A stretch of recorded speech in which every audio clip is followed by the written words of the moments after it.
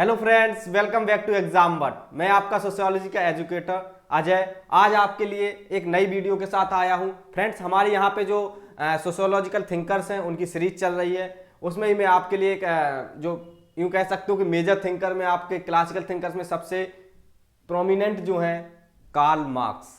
Karl Marx Karl Marx हम बचपन से अपने बड़े जो लोग थे, जो लोग स्कूल में पढ़ते थे या फिर जो कॉलेज में पढ़ते थे, उनसे सुनते थे कार्ल मार्क्स के बारे में। मैं कार्ल मार्क्स के बारे में पढ़ रहा हूँ, बट कार्ल मार्क्स को आज आप पढ़ेंगे और मेरे साथ पढ़ेंगे। फ्रेंड्स, मैं यहाँ पे आपके लिए CUT PG 2023 की प्रिपरेशन करा रहा हूँ सोशियोलॉजी की, जिसका कोड है PGQP 15।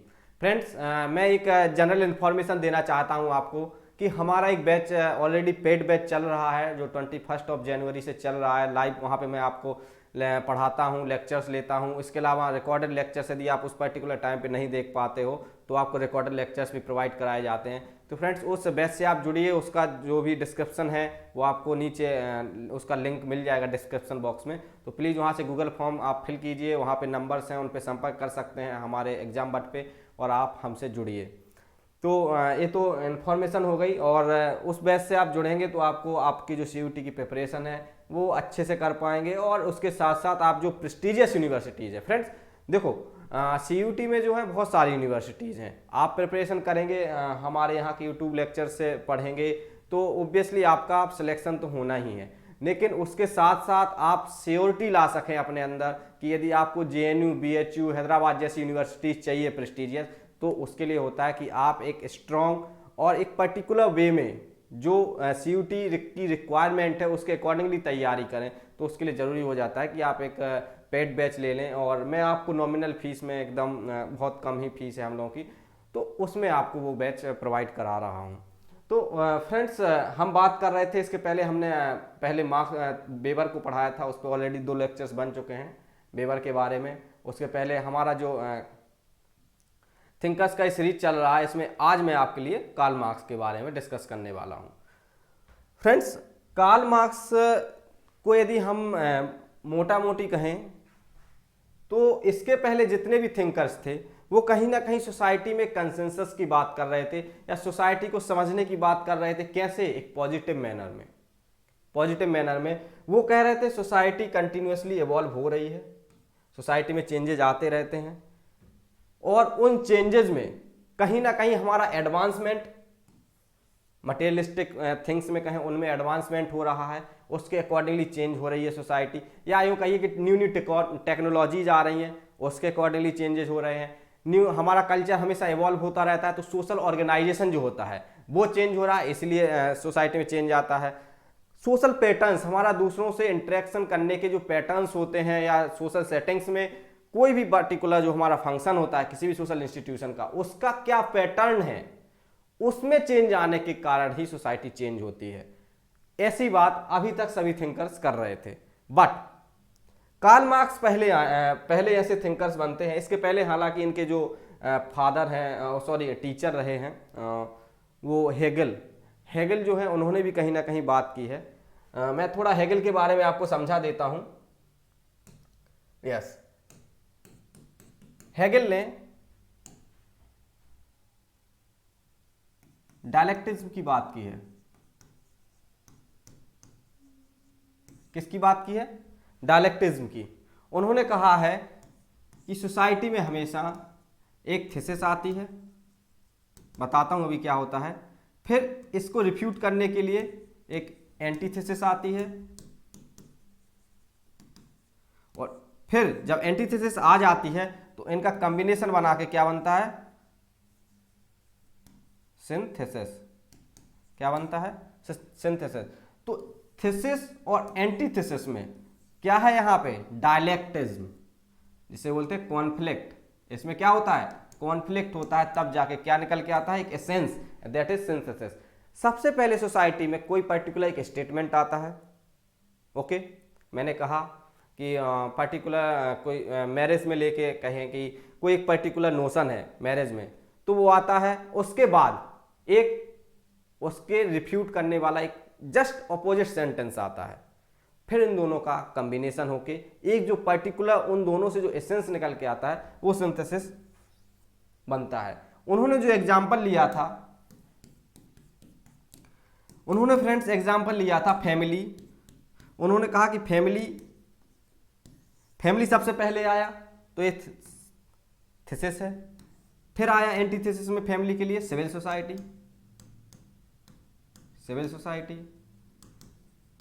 और इन दोनों का सिंथेसिस होकर निकल के क्या आया था, स्टेट।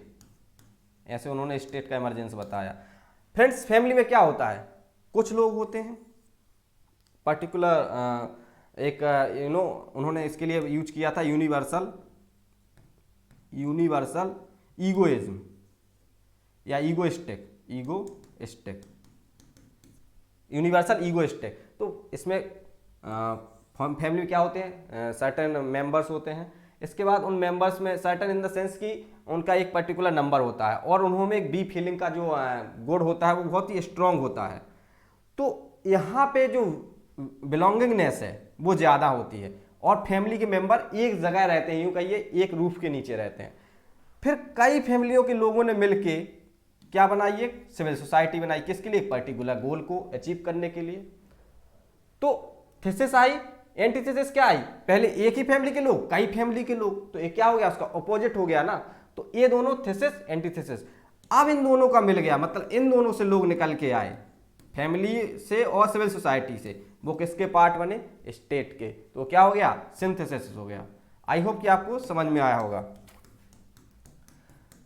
जो हेगेल थे उन्होंने एक आइडियलिस्टिक सोसाइटी की कल्पना की थी, इसलिए उन्हें आइडियलिज्म से भी जोड़ा जाता है।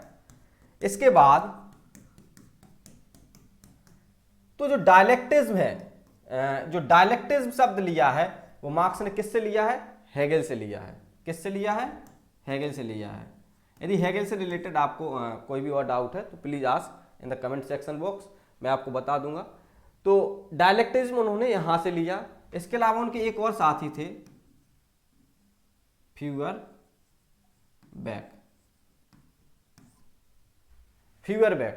फ्यूअरबैक से उन्होंने मटेरियलिज्म शब्द लिया। क्या शब्द लिया, मटेरियलिज्म। और डायलेक्टिक मटेरियलिज्म, इस तरह से उनकी मेथोडोलॉजी का नाम बना, डायलेक्टिकल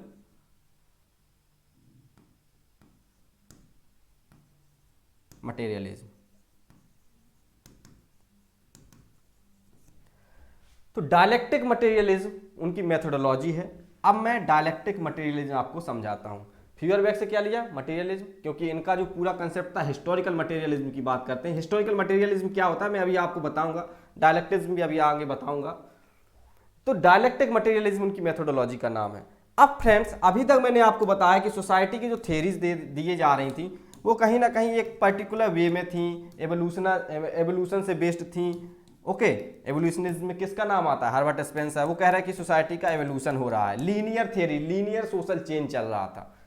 बट इन्होंने कहा कि सोसाइटी का जो एवोल्यूशन हो रहा है वो सोसाइटी में चेंजेस, उनके पैटर्न्स में चेंजेस होने से या उनके कल्चर में चेंज होने से ऐसे नहीं हो जाता है, ऑटोमेटिकली नहीं हो रहा है। Society is not surviving by itself, but there is a factor that is the driving force of social change, and this driving force of social change is nothing but conflict, और उनकी भाषा में कहें तो क्लास स्ट्रगल। कम्युनिस्ट मैनिफेस्टो जो उन्होंने 1848 में लिखी थी, उसमें उन्होंने एक स्टेटमेंट लिखा है, मैंने आपको बताया है, the history of all existing hitherto existing society is the history of class struggle। तो क्लास स्ट्रगल, वो कहते हैं कि हमेशा से किसी भी सोसाइटी में दो तरह की क्लासेस का एग्जिस्टेंस रहा है, एक रहे हैव्स, एक रहे हैव नॉट्स। जो किसी भी पर्टिकुलर सोसाइटी में क्या होता है कि हम लोग सर्वाइव कर रहे हैं, तो हम लोगों को सर्वाइव करने के लिए क्या जरूरी होते हैं किसी पर्टिकुलर सोसाइटी में, मोड ऑफ प्रोडक्शन, क्योंकि वो मटेरियलिस्टिक थिंग्स में बिलीव करते थे। उनका ये मानना नहीं था कि थियोलॉजी जो है, सुपर नेचुरल पावर है, गॉड है, वो हमें एक तरह से हमें लीड करते हैं और हमें जो हमारे नीड्स हैं, बेसिक नीड्स हैं, उनको प्रोवाइड कराते हैं। वो कहता है ऐसा नहीं है, बल्कि जो मटेरियलिस्टिक थिंग्स हैं उनके थ्रू ही हम सर्वाइव करते हैं, और मटेरियलिस्टिक थिंग्स ही हैं जो क्लास स्ट्रगल का सबसे बड़ा रीजन बनता है। क्यों? क्योंकि वो जो मटेरियलिस्टिक थिंग्स हैं वो क्लासेस में या लोगों में पर्टिकुलरली इक्वली डिवाइडेड नहीं है, बल्कि कुछ लोग उन मटेरियलिस्टिक थिंग्स का पोजीशन करते हैं या उनकी अथॉरिटी रखते हैं। तो जिनके पास वो मटेरियलिस्टिक थिंग्स हैं, कैसे? एज अ ओनरशिप, वो क्या हो जाएंगे? हैव्स। और जो लोग उस पर्टिकुलर मोड ऑफ प्रोडक्शंस में क्या करते हैं, सिर्फ अपना लेबर प्रोवाइड कराते हैं, वो क्या हो जाएंगे? Have nots. बल्कि क्योंकि वो सिर्फ एग्जिस्टेंस लेवल पे जी रहे हैं और थ्रू वेजेस जी रहे हैं। मैं बहुत ही सिंपल सा एग्जांपल लेके आपको बताता हूँ। फैक्ट्री में किसी भी प्रोडक्शन की फैक्ट्री है, फूड प्रोसेसिंग की कोई फैक्ट्री है, उसमें जो फैक्ट्री को ओन करता है या जो ओनर है फैक्ट्री का, वो क्या हो जाएंगे? हैव्स। और जो उस फैक्ट्री में वर्क करते हैं, अपना लेबर देते हैं, किस लिए? ताकि उन्हें एक वेज मिल सके और वो एक सुखद जीवन, सुखद इन द सेंस कि वो उनकी जो बेसिक नीड्स हैं उनको पूरा कर सकें। तो वो क्या हो जाएंगे? वो सिर्फ अपनी बेसिक नीड्स कर रहे हैं पूरी, किसके थ्रू? लेबर के थ्रू, अपने फिजिकल लेबर के थ्रू, मेंटल लेबर के थ्रू। तो वो क्या हो जाएंगे? हैव नॉट्स हो जाएंगे, क्योंकि उन्हें हायर किया गया हो। सिंपल वर्ड में कहें तो जो लोग हायर करते हैं वो क्या होगा? हैव्स, और जो हायर होते हैं वो हैव नॉट्स। आई होप आपको समझ में आएगा। तो इस तरह से उसने पूरी सोसाइटी को कितनी क्लासेस में डिफरेंशिएट कर दिया? 2 में, हैव्स और हैव नॉट्स। हैव्स को क्या बोला उसने? बुर्जुआजी, और हैव नॉट्स को क्या बोला? प्रोलेटेरियट। फ्रेंड्स, दोनों बुर्जुआजी और प्रोलेटेरियट दोनों यूं जर्मन वर्ड हैं, इसलिए उनका मतलब है हैव्स एंड हैव नॉट्स। इसके अलावा एक्चुअली जो ओनर होते हैं वो क्या करते हैं? जो लेबर होती है उनका एक्सप्लॉयटेशन करते हैं। तो एक्सप्लॉयटर कौन से हो जाएंगे? आपके हैव्स हो जाएंगे। एक्सप्लॉयटेड कौन हो जाएंगे? हैव नॉट्स हो जाएंगे। तो इन्हें इस तरह से पूछा जाता है, एक्सप्लॉयटेड कौन है। इसके अलावा haves, have nots, bourgeoisie, proletariat, उन्हीं को बोला जाता है अकॉर्डिंगली। अब मैं आपको बताता हूं मोड ऑफ प्रोडक्शन क्या होता है, तब मैं आपको बताऊंगा कि सोसाइटी का एवोल्यूशन कैसे हुआ। फ्रेंड्स, जब सोसाइटी में मैं बात करूं, मैंने बताया कि कोई भी सोसाइटी है वो सरवाइव कर रही है किसके मींस पे? एक particular mode of production. If I am talking about primitive society, तो वहां पे भी लोगों के सरवाइव करने के लिए क्या रहे होंगे? कुछ ना कुछ उनके साथ टूल्स रहे होंगे, बिल्कुल। जैसे मैं बात करूं अपने स्टोन एज में, पाषाण काल में, तो उस समय लोगों के टूल्स क्या थे? पत्थर के थे, स्टोन के थे। इसके अलावा यदि मैं बात करूं कि उसमें भी कुछ लोग क्या थे? लीड में थे, क्योंकि वो फिजिकल उनका हाई था और स्ट्रांग थे मेंटली, फिजिकली। तो उन्हें क्या दिया गया? लीड में दिया गया, उन्हें लीड रोल दिया गया कि आप इस पर्टिकुलर ट्राइब को लीड करिएगा। तो उस समय का जो मोड ऑफ प्रोडक्शन है, यूं कहिए कि क्या है? टूल्स है। तो उन टूल्स में भी यूं कहिए कि कौन उनका ओनर है, कौन उस समय, क्योंकि कोई किसी को हायर तो करता नहीं था, इसीलिए उन्होंने जो वर्ड यूज किया है, अभी मैं एवोल्यूशन बताऊंगा, कि यस, उन्होंने कहा कि सबसे पहले क्या था? Primitive communism. क्या है? Primitive communism. तो प्रिमिटिव कम्युनिज्म मतलब टूल्स, या जो टूल्स हैं उस समय मोड ऑफ प्रोडक्शन जो है वो क्या है? सभी सोसाइटी के द्वारा ओन किए जाते थे। तो प्रिमिटिव कम्युनिज्म, सभी लोग इक्वल हैं। बट जैसे प्रिमिटिव टाइम आएगा तो उसमें क्या हो जाएगा? जो मोड ऑफ प्रोडक्शन है सर्वाइव करने के लिए लैंड हुई।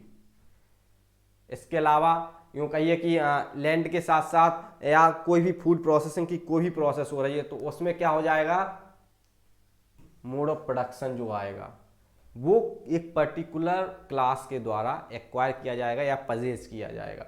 तो मैं ये कहना चाहता हूं कि हर एक सोसाइटी में मोड ऑफ प्रोडक्शन एग्जिस्ट करते हैं, वो किसी भी फॉर्म में हो सकते हैं। समझ रहे हो? सबसे पहले पाषाण काल में टूल्स थे, स्टोन के टूल्स थे। उसके बाद लोहा, आयरन आया, आयरन के टूल्स हुए। उसके आफ्टर आई वुड से मार्केट आया, मार्केट में एक्सचेंज होने लगा, बार्टर सिस्टम आया, बार्टर सिस्टम के बाद करेंसी सिस्टम आया, लोग मॉनेटरी टर्म्स में एक्सचेंज करने लगे। तो वो सब क्या है?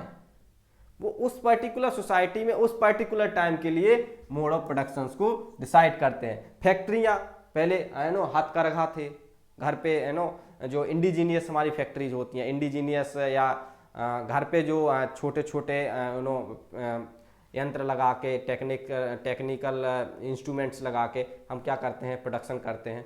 तो वो क्या है, उस पर्टिकुलर टाइम की उस पर्टिकुलर सोसाइटी के लिए मोड ऑफ प्रोडक्शन है।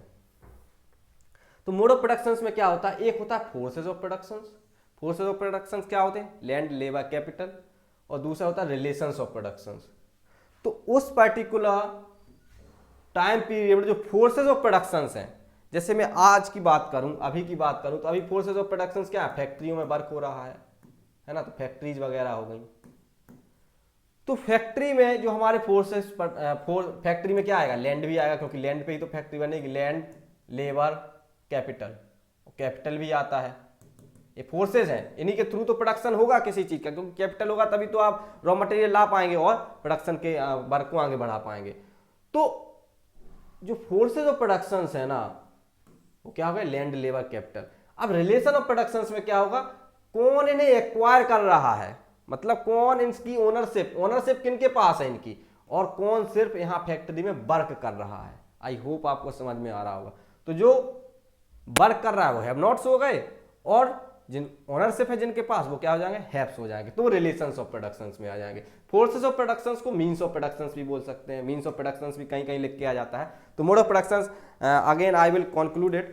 मोड ऑफ प्रोडक्शंस में दो पार्ट, फोर्सेज ऑफ प्रोडक्शंस या मीन्स ऑफ प्रोडक्शंस और relations of productions. Means of productions क्या होते हैं, उस पर्टिकुलर टाइम पीरियड में, उस पर्टिकुलर सोसाइटी में जो या जिस तरह के tools, technology, land, labour, capital ये एग्जिस्ट कर रहे हैं, वो क्या होते हैं, फोर्सेस ऑफ प्रोडक्शंस होते हैं। और उन फोर्सेस ऑफ प्रोडक्शंस को या मीन्स ऑफ प्रोडक्शंस को जो लोग एक्वायर कर रहे हैं, जिनके पास उनकी ओनरशिप है, और एक तबका है नीचे का जिनके पास उनकी ओनरशिप नहीं है। तो जो इनके पास ओनरशिप है वो बुर्जुआजी है, और जिनके पास नहीं है वो क्या हो गए, प्रोलेटेरिएट्स हो गए। तो ये किस इकोनॉमिक सिस्टम में एग्जिस्ट करता है, सबसे पीक पे जो रिलेशंस ऑफ प्रोडक्शंस हैं उसमें एक बुर्जुआजी क्लास हो गई, एक प्रोलेटेरिएट क्लास हो गई, एक बुर्जुआजी और एक प्रोलेटेरिएट। तो बुर्जुआजी और प्रोलेटेरिएट ये किस में एग्जिस्ट कर रहे हैं, कैपिटलिज्म में।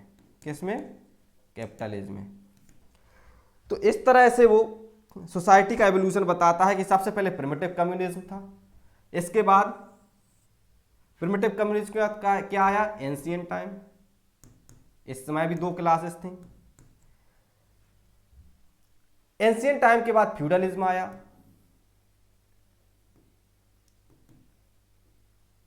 ओके।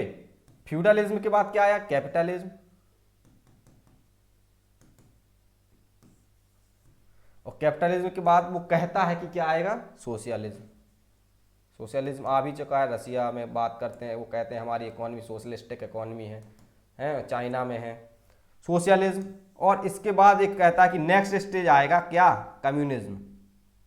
क्या आएगा, कम्युनिज्म, जहां पे कम्युनिटी ओनर होगी, किसकी, मीन्स ऑफ प्रोडक्शंस की। कौन का, तो प्रिमिटिव कम्युनिज्म में क्या है, कम्युनिटी के द्वारा जो मोड्स ऑफ प्रोडक्शंस थे वो एक्वायर किए जाते थे। प्रिमिटिव कहें या एंशिएंट पीरियड में, एंशिएंट टाइम में कौन कौन है, एंशिएंट टाइम में आपके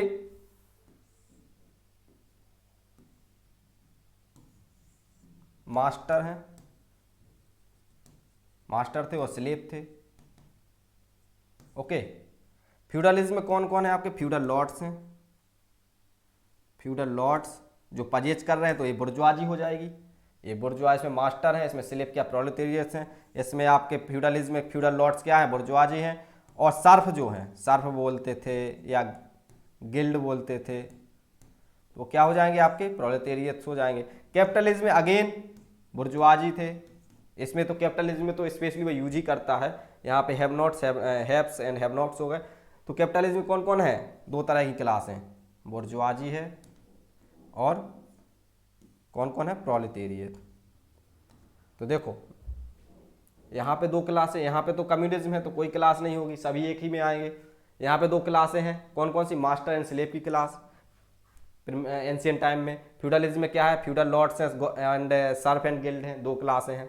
कैपिटलिज्म में भी दो क्लास हैं, बुर्जुआजी क्लास और प्रोलेटेरिएट क्लास। सोशलिज्म में फिर से कोई क्लास नहीं होगी, स्टेट ओनर होगा, ओके, और कम्युनिज्म में कम्युनिटी ओनर होगी। इसमें बहुत माइन्यूट सा डिफरेंस है। सोशलिज्म में स्टेट ओनर होगा, मोस्ट ऑफ द थिंग्स या most of the productive instruments would be owned by state, और फिर स्टेट उनको ओन करके प्रोडक्शन कराएगा, फिर उन्हें इक्वली सभी में डिस्ट्रीब्यूट कराएगा। रसिया में क्या होता है, स्टेट के द्वारा मोस्टली जो भी जितनी भी इंडस्ट्रीज हैं, फैक्ट्रीज हैं, वो सब स्टेट के द्वारा ओन्ड होती हैं। स्टेट पहले खरीदता है चीज़ों को, फिर उन्हें लोगों में प्रोवाइड कराता है, तो सोशलिज्म है। इसके बाद में आज बात करूं कम्युनिज्म। कम्युनिज्म में क्या होगा, कम्युनिटी ओनर होगी, स्टेट ओनर नहीं होगी, ओके। तो कम्युनिज्म होता है जो कि यूटोपियन है, जो कभी नहीं हो सकता है, क्योंकि ऐसे यदि हो गया तो कम्युनिटी में लोग वर्क ही नहीं करेंगे, है ना, क्योंकि उन्हें बिना वर्क के भी बिना वर्क किए हुए ही क्या मिलने लगेगा, जो उनके सब्सिस्टेंस के लिए जरूरी चीज़ें हैं, बेसिक नीड्स हैं, वो उनकी कंप्लीट होने लगेंगी, तो फिर कोई काम ही नहीं करेगा ना, लेजी सोसाइटी बन जाएगी। तो वो यूटोपियन कंसेप्ट है।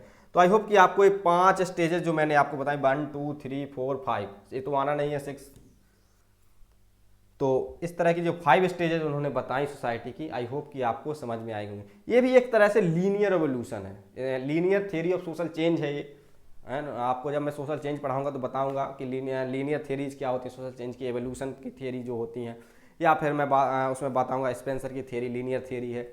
इसके बाद स्पेंजर की थ्योरी बताऊंगा, उसमें सर्कुलेशन ऑफ फिलिप पेरेटो की बताऊंगा, सोरोकिन के बारे में बताऊंगा। तो वो क्या है, सोरोकिन की बताऊंगी कौन से वो साइक्लिक थ्योरी में, तो उनकी बात करूंगा। यस, अब फ्रेंड्स आई होप कि आपको मोड ऑफ प्रोडक्शन समझ में आए होंगे। एंड इस पर्टिकुलर वीडियो में ये काफ़ी है, क्योंकि मैं यदि इस वीडियो को और लंबा करूंगा तो उससे क्या होगा कि आपको चीज़ें समझ में नहीं आएंगी। तो मोड ऑफ प्रोडक्शन इसमें आपको समझ में आए होंगे, इसको समझना बहुत ज़रूरी था। इसके बाद सोसाइटी का evolution, linear theory of social change जो मैंने बताई वो आपको समझ में आई होगी। हेगल का कंसेप्ट समझ में आया होगा, डायलेक्टिक मटेरियलिज्म समझ में आया होगा। डायलेक्टिक मटेरियलिज्म को अभी हम और भी पढ़ाएंगे आने वाले लेक्चर्स में, और उसमें हम लोग base structure, super structure, class in itself, class for itself क्या होते हैं, सबकी बात करेंगे। तो अगेन आई वुड से कि आप जो हमारा पेड बैच चल रहा है 21 जनवरी से, उससे जुड़िए, और यदि आप वहाँ पे जुड़ते हैं तो वहाँ पे आपकी जो तैयारी है वो बहुत ही अच्छी तरह से इंश्योर हो जाएगी। अगेन वुड से इट, क्योंकि ये बहुत ही ज़रूरी है आप लोगों के लिए, क्योंकि टाइम अब वक्त आ गया है कि आप एक पर्टिकुलर वे में जो स्ट्रेटजी के साथ तैयारी करना चाहते हैं वो करें, और उसके थ्रू आप JNU जैसी इंस्टीट्यूट में अपना सिलेक्शन जो आपका है वो आप उसकी इंश्योरिटी उसको श्योर कर सकें। तो आप उस बेस से जुड़िए। So again I would say कि yes, if you like this video then please like it, share and subscribe. इसको शेयर ज़रूर कीजिए अपने फ्रेंड के साथ जो तैयारी कर रहे हैं CUT PG सोशियोलॉजी के लिए। And thanks for watching this video, keep learning and take care, bye bye.